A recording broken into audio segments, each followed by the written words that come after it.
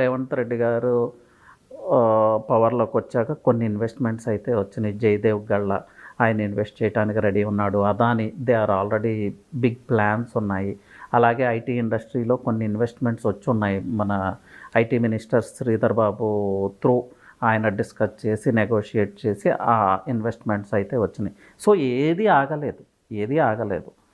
కొంచెం time taking అంతే. Plus కేటీఆర్‌తో సమానమైన ఐటీ మినిస్టర్ శ్రీధర్ బాబు అని మనమైతే చెప్పొచ్చు. ఆయన వెల్ ఎడ్యుకేటెడ్, ప్లస్ ఆయన చెప్పాలంటే ఒక పొలిటికల్ పర్సన్ కాదు. ఆయన మైండ్ సెట్ కూడా టువర్డ్స్ డెవలప్‌మెంట్ ఆయన ఆలోచిస్తూ ఉంటాడు. ఆయన గురించి అందరికీ తెలిసిందే.